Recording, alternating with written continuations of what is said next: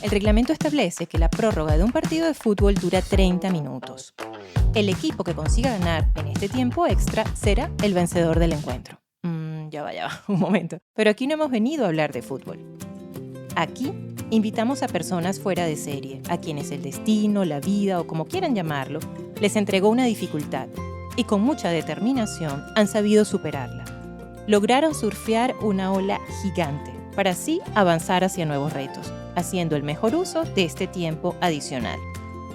Han reiniciado sus vidas con una mirada positiva, poniendo el foco en lo que hay, el presente.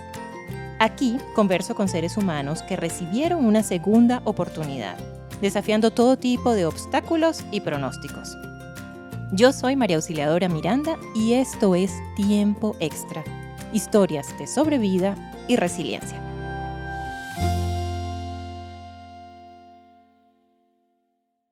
Hola a todos, bienvenidos a un nuevo episodio de Tiempo Extra.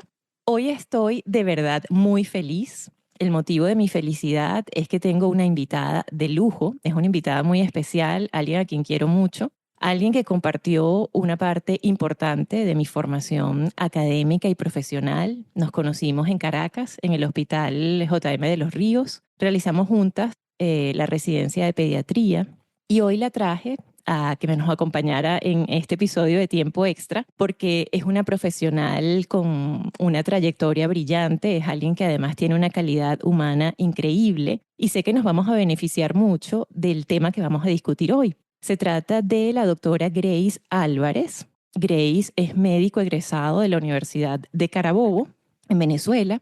Realizó en el Hospital José Manuel de los Ríos el posgrado de pediatría y en esa misma institución hospitalaria realizó el posgrado de endocrinología. Para mí es un motivo de orgullo ver el progreso profesional de Grace y también lo que ha sido su crecimiento a nivel personal y familiar. Estoy de verdad muy feliz. Bienvenida, doctora Grace Álvarez, a Tiempo Extra. Gracias, Mausi, por la presentación y gracias por esta oportunidad para hablar de un tema que es uno de los motivos de consulta más frecuentes, ¿sabes?, en el área de la endocrinología pediátrica, como lo son los trastornos del crecimiento. Es así, Grace. Durante los últimos episodios hemos tenido historias llenas de fuerza y también de mucha resiliencia. Y hubo una historia en particular que estuvo relacionada con el tema de la condroplasia. Aquí estuvo Lorena Casanova. Lorena tiene una hija que tiene el diagnóstico de acondroplasia y en esa ocasión, ese episodio nos permitió revisar el tema de los trastornos del crecimiento, específicamente en este componente genético que está asociado a la acondroplasia.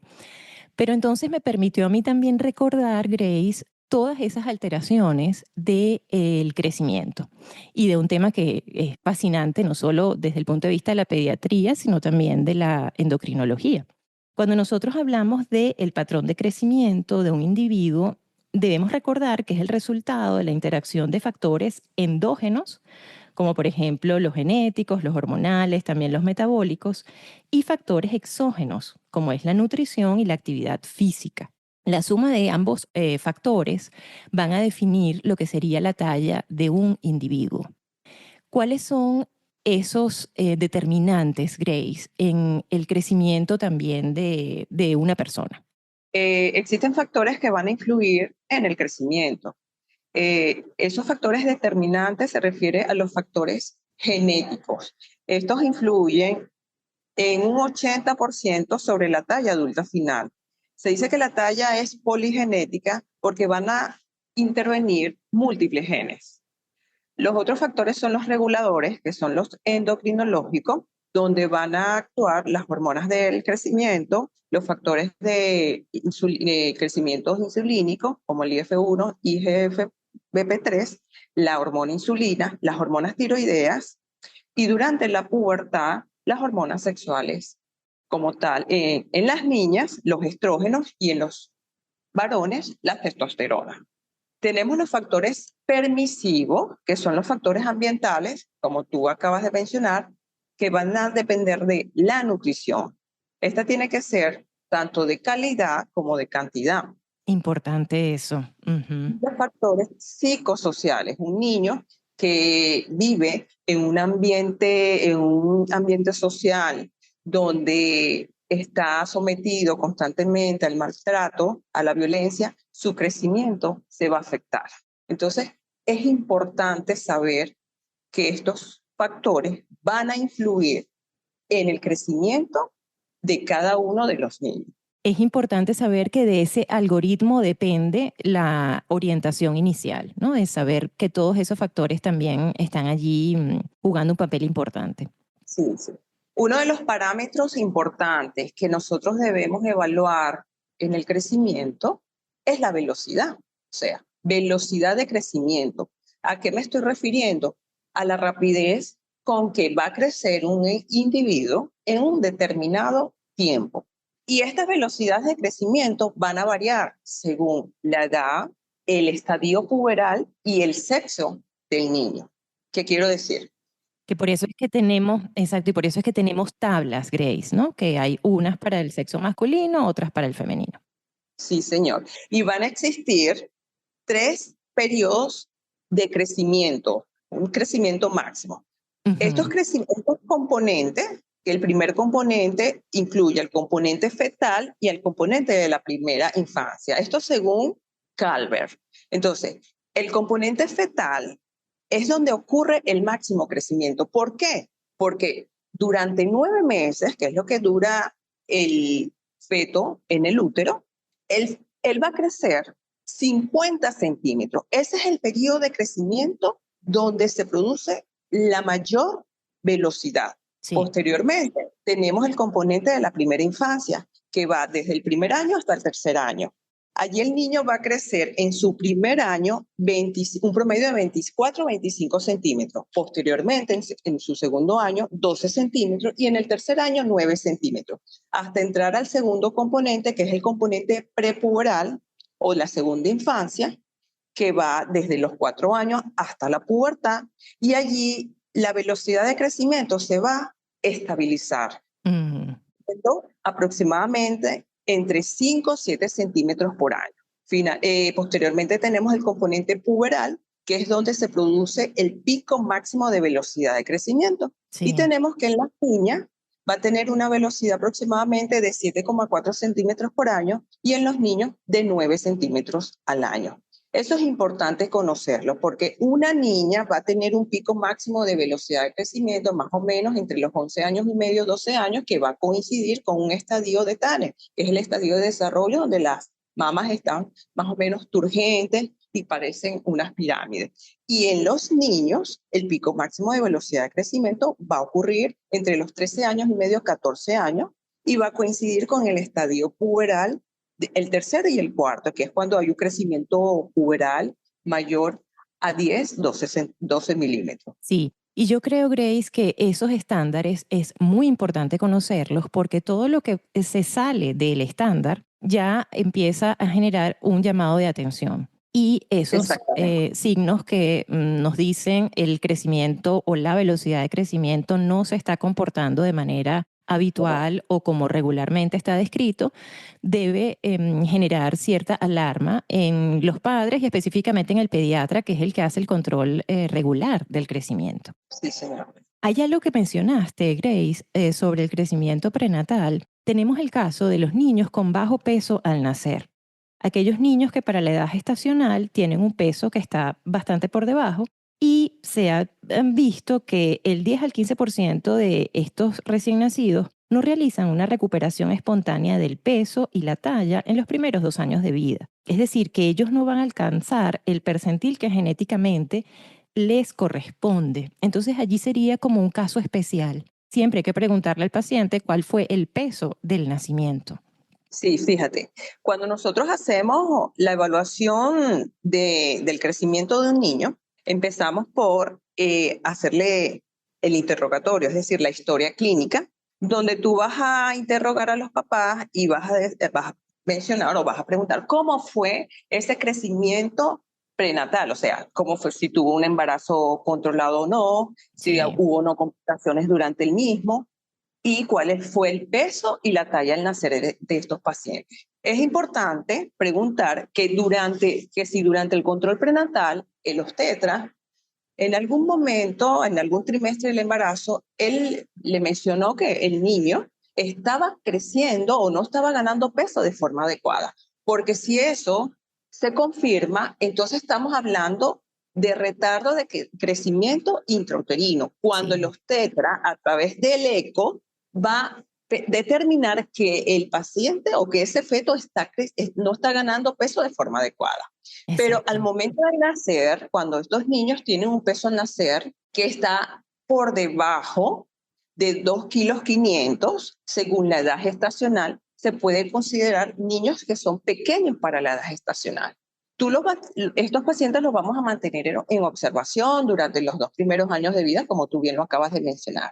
Y si posterior a estos 2 años de vida no hacen el catch-up, que es como que la compensación, ellos se Espontánea, sí, ellos se compensan, ellos finalmente toman el camino regular, sí. van a recanalizarse. Pero si esto no ocurre, a partir de ese instante, son candidatos para evaluarlo desde el punto de vista hormonal. ¿Cómo nosotros hacemos la evaluación del crecimiento en estos niños? Bueno, además de esa historia clínica, posteriormente es importante los antecedentes familiares, porque si tú tienes por la línea materna o paterna, familiares con talla baja. Claro, ahí es donde viene, sí, viene lo que conocemos como potencial genético, Grace, ¿no? Que Exactamente. sumas la talla materna y paterna y tú te das cuenta allí, bueno, cuáles son esos antecedentes, sí. Que es lo que llamamos la carga genética, porque como lo dijimos previamente, la talla va a depender en un 80% de tu genética, es decir, la talla se hereda, eso es cierto. Claro. Una vez que tú interrogas la parte familiar, además de eso tienes que preguntar el inicio puberal, tanto de la mamá o del papá. ¿Por qué el inicio puberal? Porque hay una condición de talla baja dentro de la normalidad que puede cursar con un retardo de crecimiento, pero también con un retardo puberal. ¿Okay? Y Mm. ahí es importante la edad de inicio de los papás porque los niños pueden imitar ese mismo patrón. Posteriormente a culminar la historia clínica, nosotros vamos a cuantificar los parámetros antropométricos. ¿Qué quiero decir? Me refiero al peso, a la talla, al perímetro cefálico, al índice de masa corporal. Una vez que nosotros tenemos estos parámetros, los vamos a comparar con los estándares para su población de referencia. Ahí quiero hacer un inciso, Grace, súper importante, porque este podcast lo escuchan personas alrededor del mundo y yo quiero ¿Okay? aclarar algo que se relaciona con incluso mi práctica profesional aquí en Alemania, donde había muchos niños de familias multiculturales y nosotros no teníamos acceso a otras tablas, sino las tablas de alemanes. Y era Mm. complicadísimo porque tú no puedes llevar un niño asiático o latino a esas tablas porque siempre va a quedar muy por debajo del percentil que realmente le corresponde. Entonces, eso que tú acabas de mencionar es crucial. Si la persona se encuentra en un país diferente al de los padres, ¿no? De origen de los padres, hay que revisar bien cuáles son las tablas que están utilizando. Hay muchas tablas en Internet, yo pienso que se pudiese ahora tener acceso de otra forma o consultarle al pediatra que tenía en su país de origen porque se está haciendo una evaluación inapropiada si estás llevando al paciente a una tabla que no le corresponde desde el punto de vista étnico-cultural. Sí, señor. Fíjate, cuando tenemos ese tipo de casos, están indicadas utilizar las tablas de la OMS, ¿ok? Cada país, Mausi, debe tener sus tablas de referencias nacionales, ¿ok? Es Eso cierto, es sí. importante para nosotros poder graficar estos parámetros allí y evitar sobreestimar velocidades de crecimiento o subestimarlas. Una vez que nosotros graficamos estos parámetros en las curvas de crecimiento, entonces vamos a determinar si esos pacientes están acorde a los percentiles según la edad y el sexo de la población de referencia. Ok. Cuando hablamos nosotros de talla baja patológica, cuando esta talla está ubicada por debajo del último percentil de esa curva de crecimiento para su misma edad, su mismo sexo de la población de referencia, es decir, por debajo del percentil 3 o en Sí, términos médicos decimos por debajo o por menos de 2 desviaciones estándar para la media. Cuando exacto. hablamos de desviaciones estándar es la distancia que se va a alejar la talla de un individuo de esa talla promedio de la población de referencia para su misma edad y sexo. Eso es a lo que se refiere a desviaciones estándar. Sí. Entonces, una vez que reportamos que ese paciente se confirma que tiene talla baja, entonces empezamos a evaluar desde el punto de vista radiológico. Ahí solicitamos un estudio para evaluar la maduración ósea, y ¿qué nos va a reflejar? Si existe o no un atraso en la maduración de los cartílagos de crecimiento. Esto puede estar relacionado con déficits hormonales, déficits de hormonas tiroideas, déficits de hormonas de crecimiento, pero desde el punto de vista nutricional, cuando hay una inmadurez a nivel del grupo de los huesos del carpo, se relaciona. Sí, y una cosa, Grace, que uno también le presta muchísima atención, sobre todo en la etapa puberal, es que no haya ocurrido el cierre epifisiario. Y eso es algo que también habla un poco del crecimiento patológico, cuando uno ve que esas epífisis están cerradas de una forma precoz, muy temprana. Sí, claro. Existen casos como los trastornos de la pubertad, las pubertades precoces. Cuando aumentan los estrógenos precozmente, ellos van a influir en ese crecimiento anómalo y rápido del cartílago, fusionándolos. Mm. Esto a futuro va a perjudicar, por supuesto, la talla adulta final, porque inicialmente tú lo vas a ver, mira, doctora, es el más alto del salón, pero es que en realidad tiene un crecimiento por encima del percentil 97. Y finalmente, yo les digo, mira, a mayor maduración de la edad ósea, menor va a ser la ganancia en centímetros durante la etapa puberal. Entonces, cuando nosotros evaluamos y vemos una edad ósea que está demasiado adelantada, entonces eso es importante hacerle saber a los papás que su talla adulta final va a estar afectada. Y yo creo, Grace, que esta pregunta es también esencial para los padres.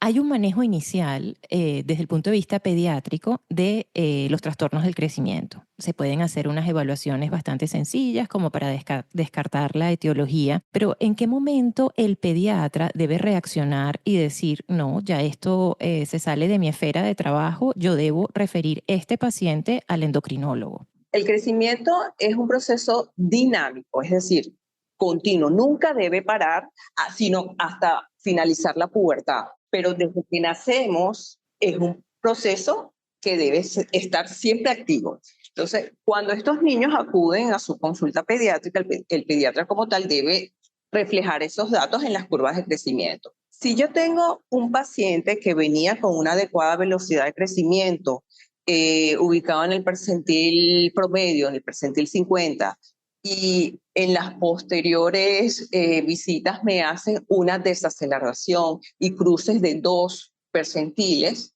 eso es un signo de alarma. O que el representante el día a día te va a decir, mira, doctor, yo lo traigo porque me parece que mi hijo tiene un enlentecimiento en el crecimiento, porque fíjese, es el más pequeño del salón, no está creciendo acorde con sus compañeros de clase que tienen la misma edad cronológica y que tienen el mismo sexo.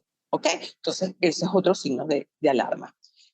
Lo otro es cuando estos niños están en la etapa de pubertad, en este caso las niñas que ya tienen 13 años y medio y acuden a consulta y no han hecho ese pico máximo de velocidad de crecimiento. Desde el punto de vista físico, cuando el pediatra observa que hay Están una... como rezagadas.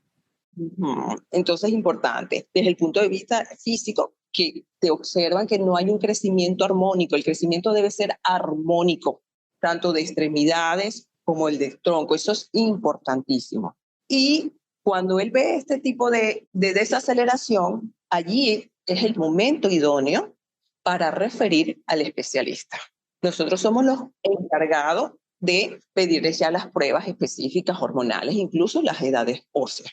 Esa evaluación del endocrinólogo, Grace, también es por etapas, porque muchas veces los padres llegan, me imagino, a la consulta de ustedes con una ansiedad de necesito la respuesta ya, rápido. Y va a tomar algunas consultas que ustedes puedan completar toda la evaluación. ¿Cuáles son los principales exámenes, Grace, que se le debe pedir a un paciente, al menos en la primera consulta con el endocrinólogo? Cuando nos llega el paciente en la primera consulta, yo lo que le digo a los papás, mira, esto no es una evaluación de una sola consulta. es importante el seguimiento, pero más importante es que disminuya la ansiedad como tal Ujú. y que te cargues de paciencia. En esa primera consulta, Mausi, lo más idóneo es, si es un niño que tú ves que tiene un crecimiento armónico, tú vas a pedir los perfiles básicos, que incluye hematología completa, sus proteínas, el funcionalismo renal, las hormonas, en ese caso nada más las hormonas tiroideas, Ok, la edad ósea. ¿Por qué yo no voy a pedir de entrada hormonas de crecimiento? Primero, la hormona de crecimiento es un examen que se debe cuantificar bajo estímulo. sí, No va a ser útil una hormona de crecimiento basal, porque la hormona de crecimiento se va a secretar en pulso. Entonces, si no la estimulamos al momento de la cuantificación, tú puedes tomar la muestra y coincidir con el pulso mínimo. Entonces, eso no va a ser un falso positivo. Ah, es no, un mira, estaba. error, No, claro, hay que estimularla. Por eso hablamos de pruebas dinámicas. ¿Por sí, qué no la solicitamos en la primera consulta?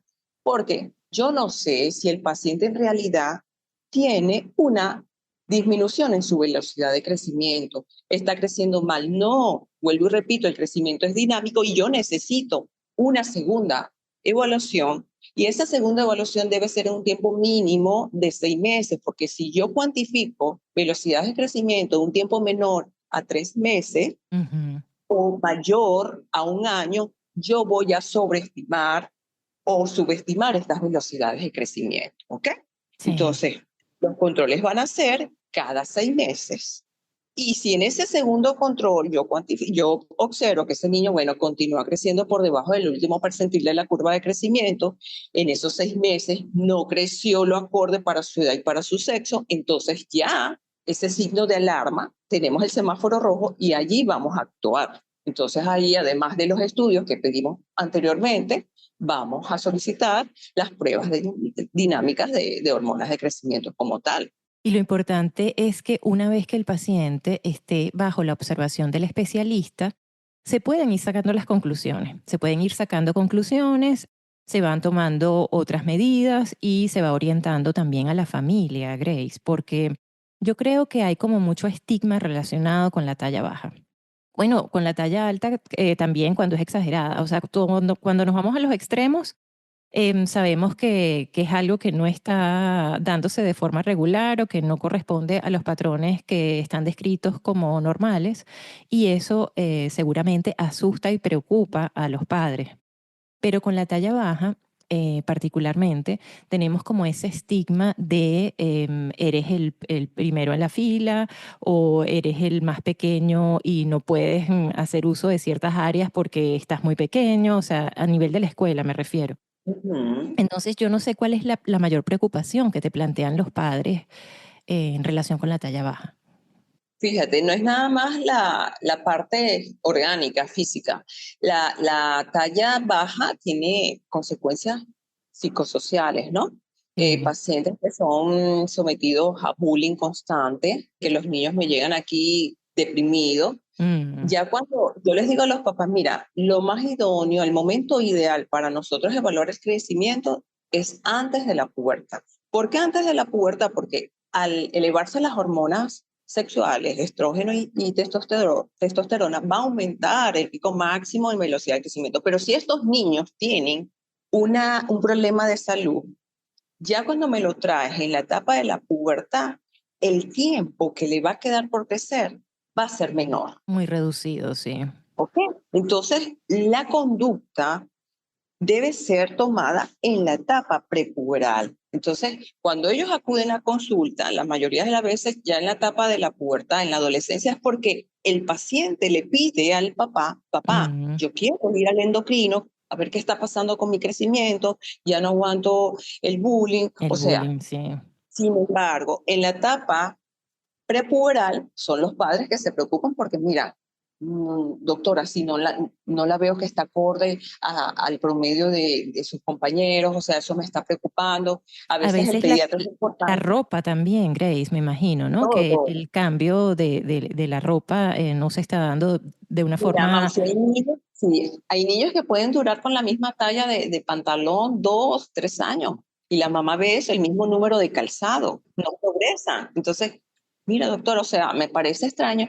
Y ahí es otro motivo de consulta, por no solamente la parte psicosocial, la parte física, que ellos ven que no hay progreso, Sí. no hay avance. Y lo importante es que estamos en un momento en el que hay una apertura científica y tecnológica. Es un tema que ahora se ha estudiado mucho, hay congresos, hay mucha información y no se justifica que no se realice la intervención apropiada en estos pacientes. O sea, que es importante que consulten. Otro aspecto, Grace, que yo quería conversar contigo es el relacionado con la parte de la nutrición.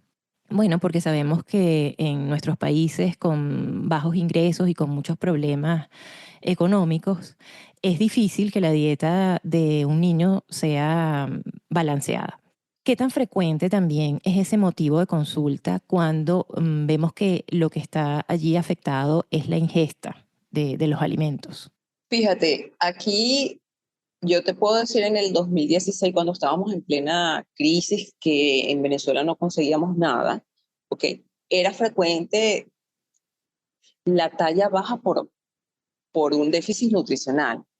Pero actualmente, donde hubo, entre comillas, como una recuperación, hay un incremento en la incidencia de la obesidad y del sobrepeso, Mausi, donde, Fíjate, ujú. sí, donde nosotros, y eso es a nivel mundial, sobre todo a nivel de Norteamérica, Sí, donde países nosotros tenemos, industrializados. Ujú. sí, señor, donde tenemos es excesivo crecimiento, porque el niño obeso va a tener una elevada, un aumento en la velocidad de crecimiento porque aumenta la hormona insulina, que es una Ujú. hormona anabólica. Entonces estos factores de crecimiento van a madurar la edad ósea. Lo Ok. favorece, sí. Ujú. Hoy en día ha disminuido la parte esa de niños desnutridos en la consulta. ¿Qué vemos? Sí, pacientes con baja velocidad de crecimiento, talla baja, pero está relacionado con la esfera renal. Niños que tienen una disfunción tubular renal, que están botando calcio, Sí. ácido úrico por la orina de forma importante, y esto disminuye su crecimiento. La nutrición es importante, es un factor importante, pero hoy en día no está relacionado en este momento país con la parte de la desnutrición De como la tal, sino todo lo desnutrición. contrario, la obesidad y el sobrepeso. Sí. Otro motivo de consulta relacionado con la parte nutricional es, por ejemplo, la celiaquía y la intolerancia al gluten, Grace, que es algo que ahora se escucha muchísimo. Yo lo veía mucho aquí en Alemania. Sí, fíjate que dentro de la clasificación de las tallas bajas, que eso lo íbamos a mencionar, tenemos la talla baja patológica y las variantes de la normalidad.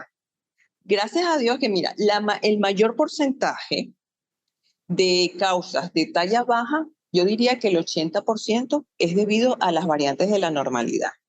Y cuando hablamos de talla baja patológica, eso tiene una relación más o menos del 20%, Mouse. Y la vamos a clasificar en talla baja desproporcionada o disarmónica y Sí. talla armónica o proporcionada.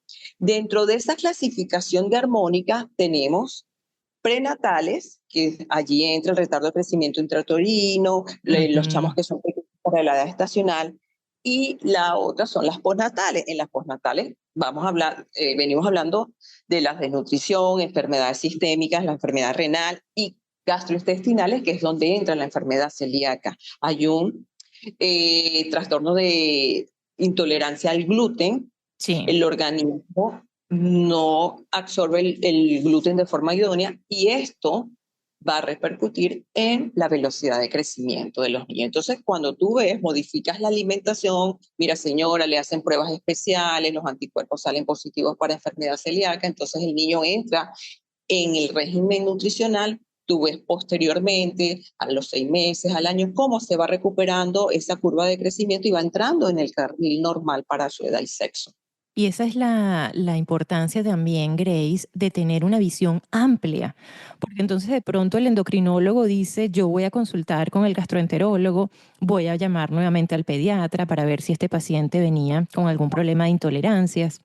Yo creo que la Mm. medicina, eso lo hemos aprendido, debe abrir todas las puertas y debemos tener esa amabilidad de conversar con los colegas y también de profundizar en el interrogatorio y que los mismos padres nos vayan contando un poco más de esas otras esferas del organismo que son, por ejemplo, la de la gastroenterológica o cómo se está dando la alimentación en casa. Y entonces también el endocrinólogo va teniendo más datos para armar su historia y también para decidir cuáles son las intervenciones terapéuticas más apropiadas. Claro, y fíjate que dentro de las causas, las endocrinológicas están de última. Tú pones primeros nutricionales, enfermedades Cierto, sistémicas, renales, gastrointestinales, las sí, cardíacas, y las endocrinólogas se van quedando en el último eslabón. Lo otro que te quería comentar, en base al caso que me mencionaste de la entrevista previa que tuviste de la condroplasia, sí, que esta condición entra en la clasificación de la talla baja patológica, pero disarmónica, desproporcionada, porque la condroplasia corresponde a una displasia genética, ¿ok? Una displasia esquelética de causa genética. Eso es una mutación de un gen del crecimiento, que es el factor fibroblástico tipo 3. Y estos niños van a tener, cuando nosotros nos referimos a displasias esqueléticas, son enfermedades que van a afectar el desarrollo de los huesos, bien sea articulaciones, específicamente del cartílago de crecimiento de los huesos largos, ¿no? La incidencia de la acondroplasia es de más o menos de 5 a 15 por cada 100.000 nacidos vivos.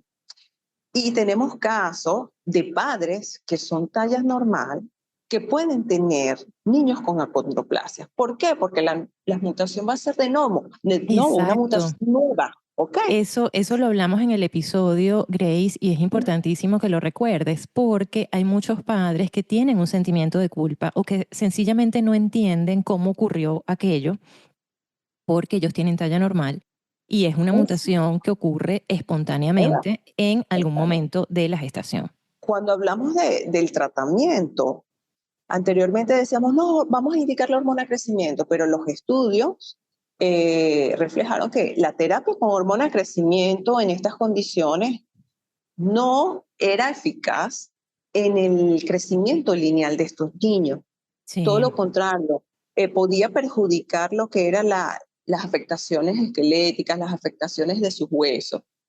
Y por eso fracasó el uso de hormonas de crecimiento en estas condiciones. Sin embargo, hoy en día, creo que estamos hablando de aproximadamente hace 3 años, en el 2021, la FDA aprobó un fármaco que actualmente se mantiene en protocolos de estudio, pero los pacientes que lo están usando han visto resultados, sobre todo en sus crecimientos lineales. sí, yo estuve conversando con Lorena porque Amanda lo recibe y ella tiene otras personas también conocidas que están haciendo uso del medicamento y ellos están como con esa conducta expectante de vamos a ver qué sucede, porque han habido algunas experiencias positivas, Grace, que es algo, ¿no?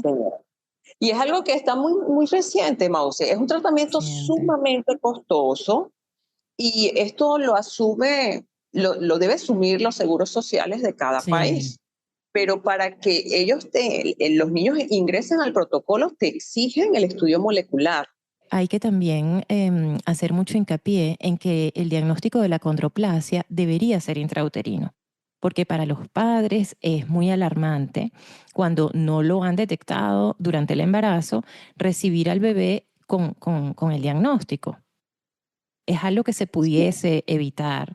Hay casos, ¿no? Casos que todavía uno escucha donde dicen, no, el diagnóstico no fue prenatal, pero ahora hay unos ecógrafos de última generación que con la medición del fémur y otro tipo de medidas que los perinatólogos saben perfectamente bien, se puede llegar a un diagnóstico temprano y los padres Sí, recibir la orientación también muy temprano.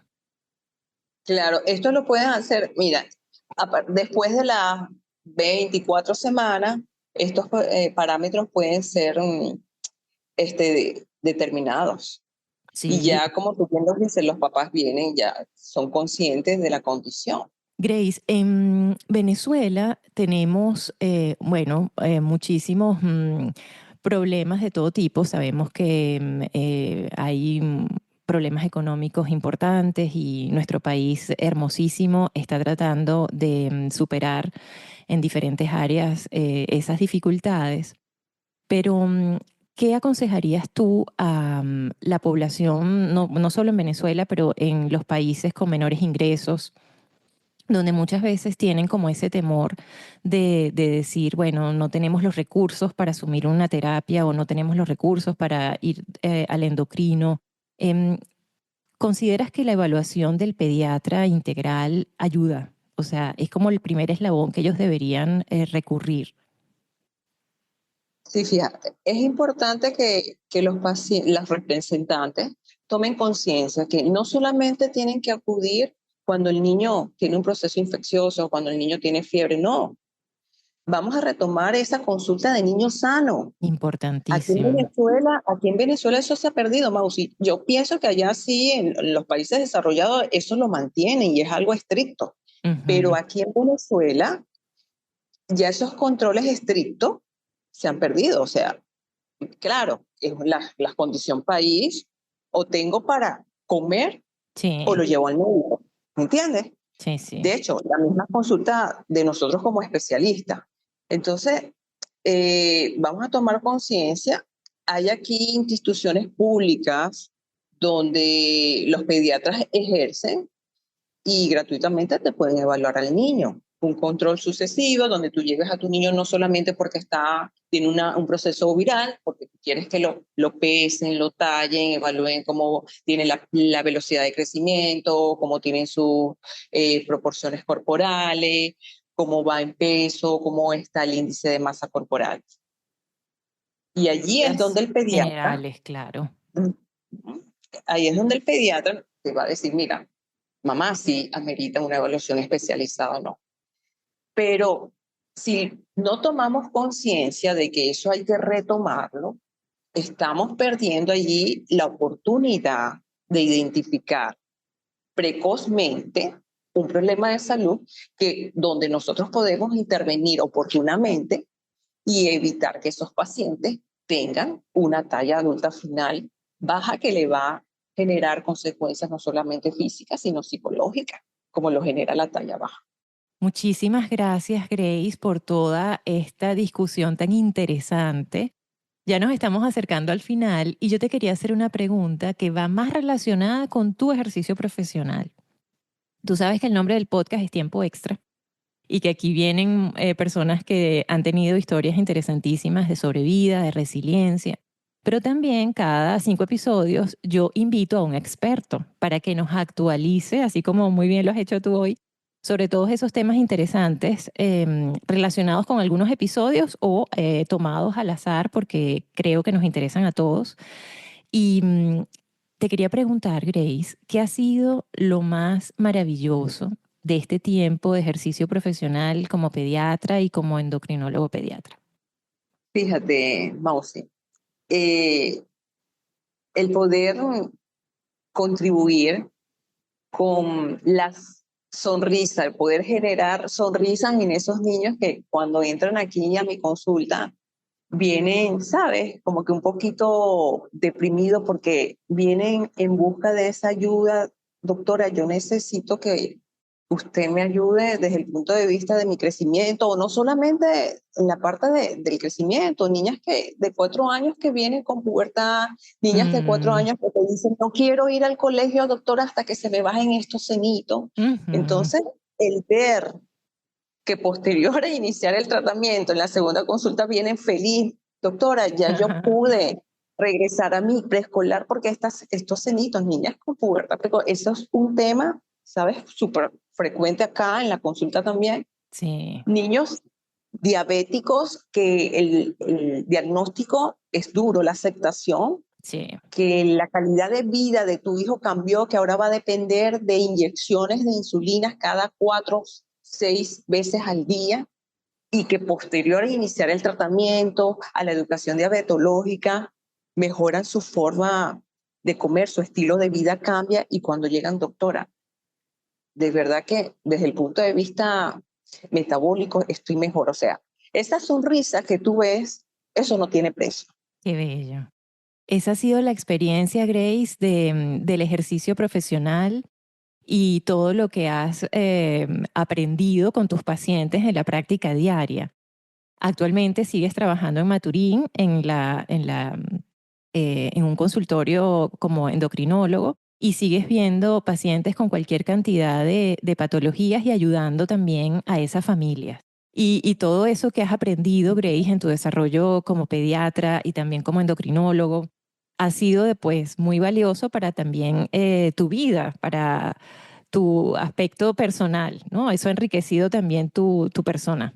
Claro, como persona, tú, sí, o sea, esta especialidad te ayuda a ser un poco más empático, más humilde, por más conocimiento que uno tenga, Mausi, tú no puedes dejar de ser humilde. Ok, llegan pacientes que ellos se sienten muy identificados en la consulta porque cuando me dice, doctora, pero es que usted es distinta, o sea, usted me gusta acudir aquí porque no solamente usted se dedica a prescribir medicamentos, usted me explica el por qué, o sea, consigo en usted un apoyo no solamente desde el punto de vista profesional, sino humanitario. Me lo van a decir a mí, Grace. Mira, y ¿Cuántas veces ellos, no me o sea, ayudaste? o sea, mi consulta, yo veo aquí por hora, entonces yo le digo a mi secretaria, yo no puedo ver los pacientes aquí en un tiempo de 15 minutos, no puedo, o sea, No es ético entonces, tampoco, claro. no, y en otros países, Mausi, en los sistemas de salud, sabes Sí, que una tenemos. locura, es muy Entonces complejo, sí. exacto, mi consulta aquí yo no, cuádrame la consulta, 45 minutos, máximo 60 para un paciente, cada paciente, y ellos de verdad que se van aquí satisfechos.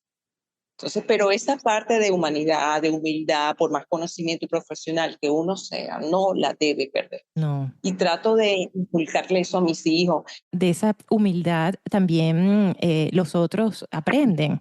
O sea, los otros van también alimentándose del ejemplo y eso me parece fundamental. Un médico que tenga empatía y un médico que tenga humildad hace la parte profesional y el manejo del paciente mucho más sencillo. Yo estoy, bueno, de corazón no tengo palabras, Grace, para agradecer estos minutos que has dedicado. Yo sé que estás muy ocupada, que tienes además tu dinámica familiar. Estamos grabando un día que no es un día de trabajo regular y yo estoy agradecida contigo por este tiempo que me concediste. Ha sido además hermosísimo reencontrarnos. Vienen a mi mente muchísimos recuerdos, muchos recuerdos, Grace. A veces vivimos momentos estresantes, fue intenso ese tiempo de trabajo en el hospital de niños, pero también fue muy hermoso.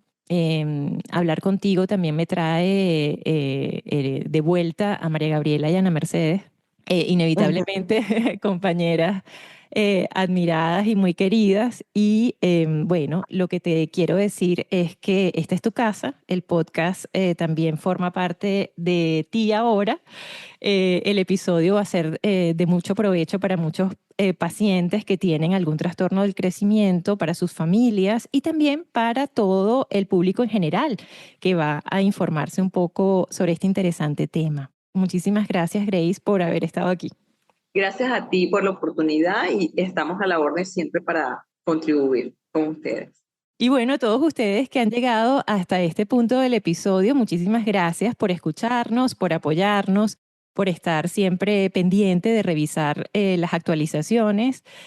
Quiero que lo multipliquen, que puedan compartir este episodio y hacérselo llegar a alguien que también lo esté necesitando. Será entonces hasta una próxima oportunidad.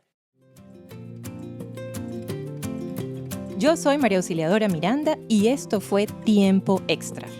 Puedes suscribirte en cualquiera de las plataformas donde nos estés escuchando. Si consideras que esta conversación le puede ser útil a alguien más, compártela. Si tienes alguna historia de sobrevida o resiliencia que te gustaría relatar o conoces a alguien que la tenga, contáctanos. Puedes enviar un mensaje a nuestro correo electrónico elpodcast.tiempoextra@gmail.com. Infinitas gracias por acompañarnos. Me despido hasta un próximo episodio deseándoles un tránsito ligero en este camino finito y sorprendente que es la vida.